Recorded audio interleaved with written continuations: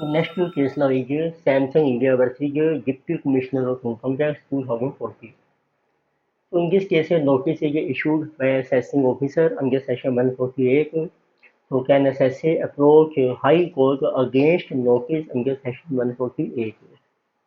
तो आपको रीअसेसमेंट का नोटिस मिलता है तो क्या जो असेसी है वो डायरेक्टली हाई कोर्ट में अप्लाई कर सकता है अगेंस्ट नोटिस अंडर सेक्शन 148 तो it is held that direct approach not allowed तो हम डायरेक्टली हाई कोर्ट में अप्लाई नहीं कर सकते हैं जब आपको नोटिस आ गया अंडर सेक्शन 148 में रीअसेसमेंट का तो what you have to do assessee must file its objections तो असेसी को अपनी ऑब्जेक्शंस रेज करनी चाहिए वो assessing officer get reassessment done और उसकी रीअसेसमेंट जो है वो कंप्लीट हो जाएगी अंडर सेक्शन 148 में and after that approach to high court उसके बाद जो असेसी है असेसी में approach to high court if assessing notice satisfied with the assessment which is done under section 147 which is reassessment तो इसका मतलब है डायरेक्ट अप्रोच आपको अप्लाई नहीं कर सकते यदि आपको नोटिस इशू हो गया है अंडर सेक्शन 148 के अंदर Another case is Vipin Walia versus ITO 2016. तो नोटिस इशू किया गया अंडर सेक्शन 148 में sent to legal heirs after limitation period इसमें असेसी उसकी डेथ हो गई है तो उसकी कुछ इनकम एस्केप हो गई है अब उसके लीगल हेयर को नोटिस इशू कर दिया असेसिंग ऑफिसर ने बट आफ्टर लिमिटेशन पीरियड तो क्या रीअसेसमेंट आपके अंडर सेक्शन 147 हम कर सकते हैं against legal heir after limitation period तो it is held that reassessment तो हम कर सकते हैं can be done against legal heir but notice must be issued within time limit under section 149 पर जो नोटिस है वो टाइम लिमिट में इशू होना चाहिए लीगल हेयर को भी इट मीन्स 4 ईयर की लिमिट है 6 ईयर की लिमिट है या 16 ईयर की डिपेंडिंग अपॉन सर्कमस्टांसेस तो जब आप after limitation period notice issue कर रहे हैं लीगल हेयर को this is invalid it means reassessment can not be done in this case Another case is GCIT versus रघुवीर synthetics limited 2017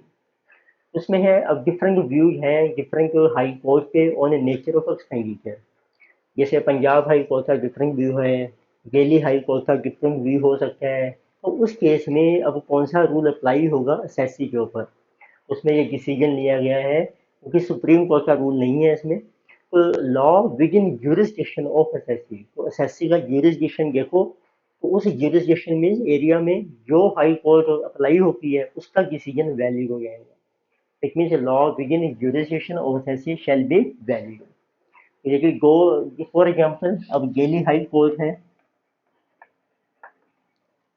Delhi high court उसने किसी एक्सपेंडिचर को रेवेन्यू ट्रीट कर लिया है यानी कि जो Punjab and Haryana high court तो उसने जूम किया है कि ये कैपिटल एक्सपेंडिचर है अब यदि एसएससी का जो एरिया है वो दिल्ली में पड़ता है दिल्ली हाई कोर्ट के अंदर आता है ज्यूरिसडिक्शन तो उसके हिसाब से वो रेवेन्यू ऑफेंस माना जाएगा और उसके बेस पर उसकी असेसमेंट हो सकती है नेक्स्ट वी हैव तो Travancore diagnostics limited versus ACIT 2017 and the latest case law is CIP versus Lakshman Das Khandelwal 2019. So in this case what happened?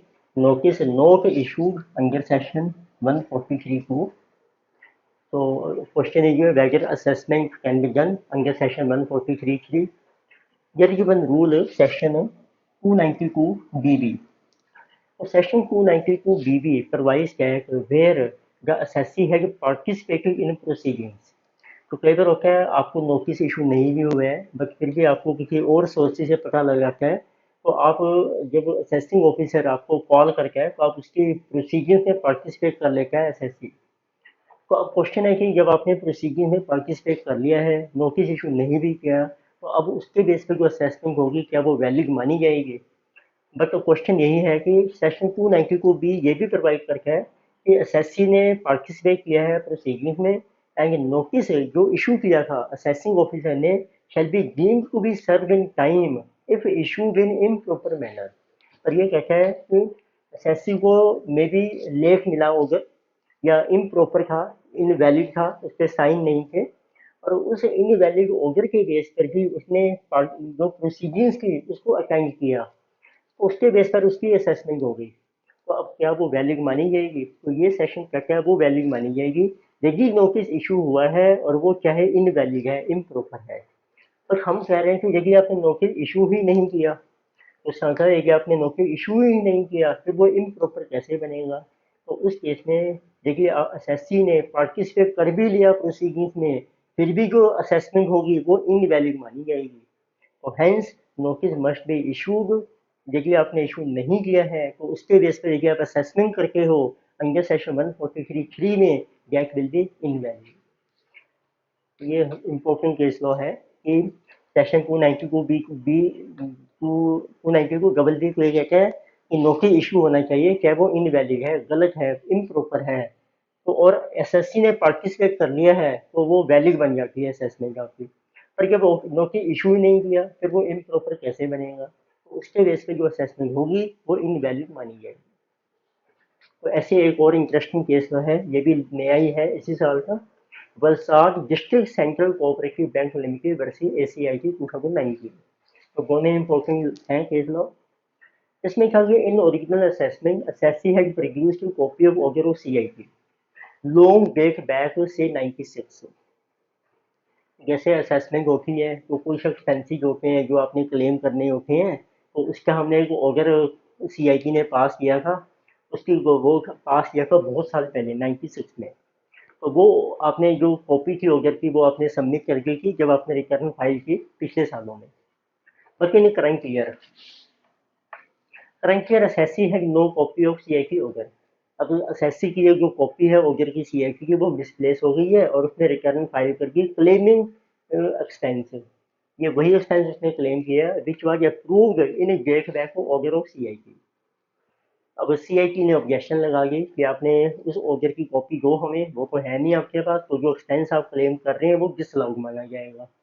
और उसने करके इसकी रीओपन, पहले असेसमेंट होगी बाद में। अब क्वेश्चन यही है कि कैन असेसिंग ऑफिसर रीओपन कर सकता है असेसमेंट अंडर सेक्शन 147 में, सिर्फ इस ग्राउंड पे कि आपके पास वो जो सीआईटी का ऑर्डर है उसकी कॉपी नहीं है और आपने एक्सपेंस क्लेम किया है। और यही एक्सपेंस हम पिछले सालों में कई सालों से क्लेम करके आ रहे हैं।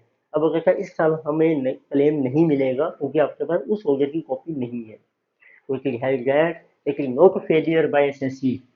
ये फेलियर नहीं है क्योंकि पिछले कई सालों से उसने वो ऑर्डर की कॉपी फाइल कर दी है। तो इट मीन्स तो there is no statement of income and reassessment under section 147 is not allowed. तो ये भी बहुत अच्छा केस लॉ है कि एसएससी का फेलियर नहीं माना जाएगा क्योंकि रीअसेसमेंट तभी होती है जब एसएससी का फेलियर होता है। तो दिस यू कैन नोट। तो next case law is skylight hospitality LLP versus ACIT 2018। This is also important case law only. So in this case, what happens? Notice is issued under section 148 in the name of a company, which has now been converted into LLP. उसमें company ये convert हो गया LLP में। इसमें condition होती है तो company के शेयर होल्डर्स होते हैं वो पार्टनर्स बन जाते हैं एलएलपी में, और जितना उनका परसेंटेज होता है शेयर का उसी अकॉर्डिंग उनको शेयर मिलता है प्रॉफिट में। तो क्वेश्चन है कि अब हमने जो नोटिस इशू किया है कंपनी के नाम से, बट कंपनी खत्म हो गई है और वो कन्वर्ट हो गया एलएलपी में, तो क्या ये नोटिस वैलिड माना जाएगा? तो notice is valid in this case it will help, या notice is valid if there is a statement of income. देखिए आपकी इनकम एस्केप हो गई है तो नोटिस वैलिड है, because notice duly received by SSC या एलएलपी। और क्योंकि नोटिस जो है अब एड्रेस सेम ही है, जो कंपनी एड्रेस था वही एलएलपी का है, और एलएलपी ने एज एसएससी उसको रिसीव भी कर लिया, which means notice is valid। ये तो है सिंपल केस लॉ। अब उस एक आता है इसके अंदर सेक्शन 292 बी में, तो उसका रूल अप्लाई हो रहा है why this notice is valid. तो सेक्शन 292 बी प्रोवाइड किया है कि return of income assessment notice summons और proceedings should not be invalid due to technical mistake.